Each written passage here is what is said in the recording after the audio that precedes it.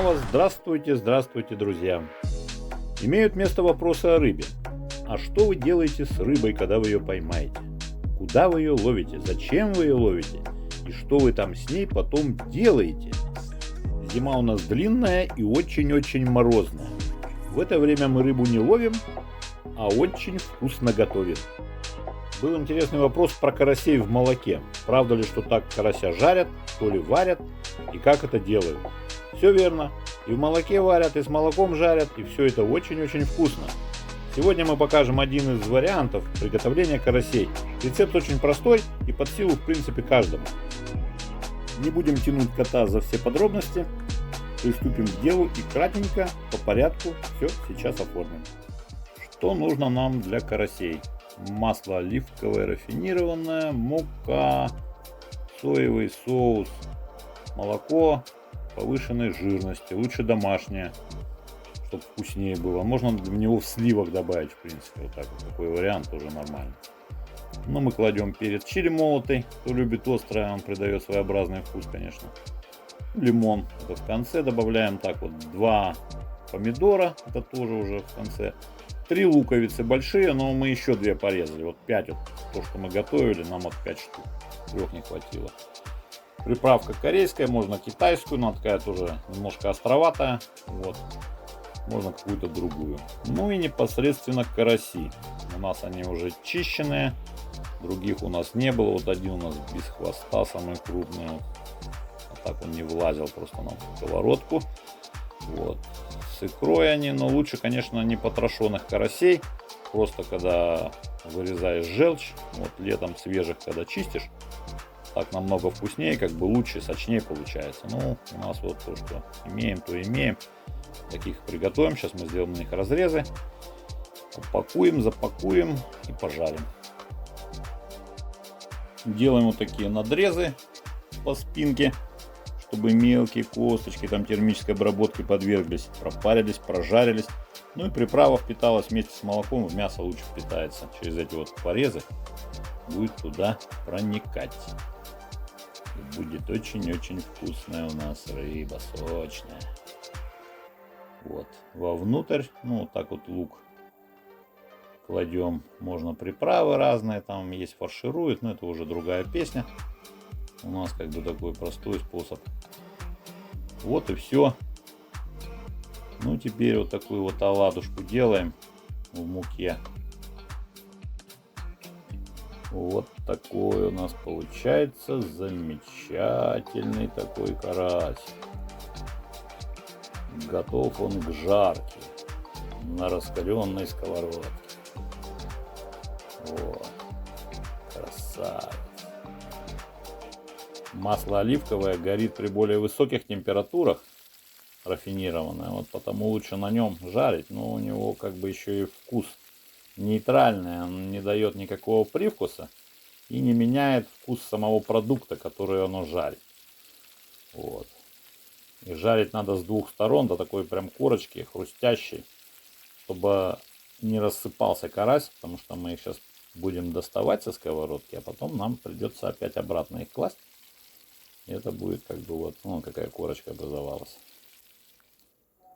Не забудьте подписаться. Поставьте палец вверх, если понравилось, за наши труды.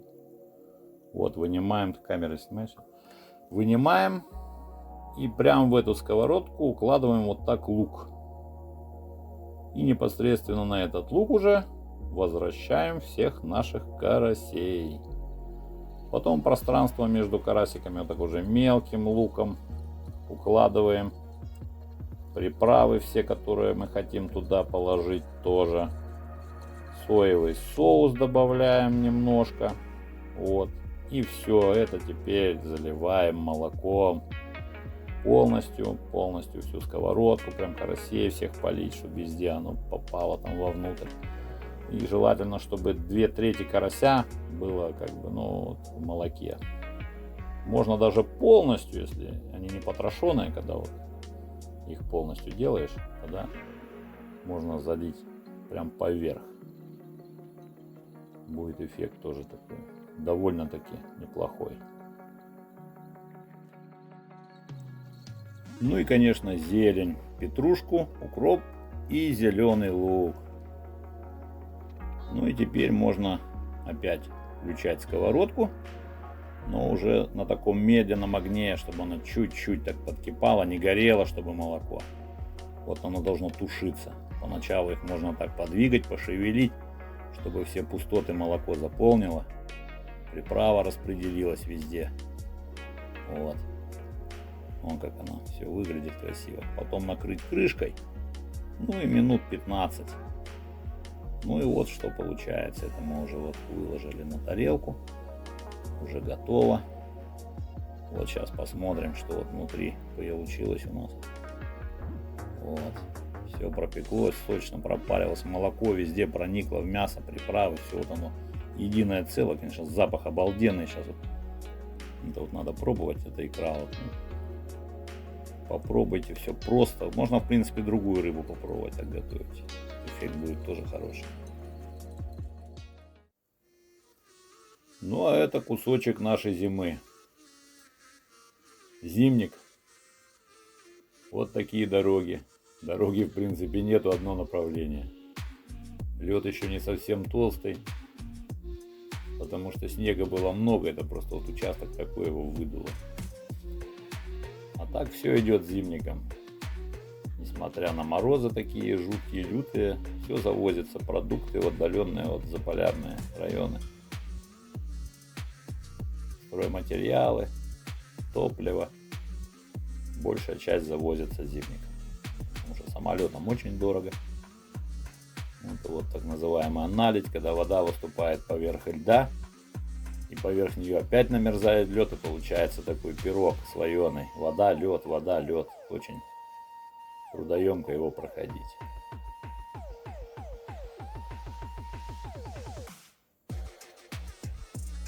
Но это еще маленькая наледь, в принципе, это можно сказать вообще так. Небольшая. Это вот у меня друзья ездили, они поехали на 3 дня. Запланировано у них было, но поездка у них получилась на неделю с лишним. Вот так вот. Ну все, техника доехала с небольшими поломками. Это считается нормально. Вот парит, это вода, пар такой идет, потому что холод на улице вот где-то вот, ниже 40 было. Вот в таких вот условиях люди тут трудятся. Ну и всем до свидания, друзья. До следующих встреч.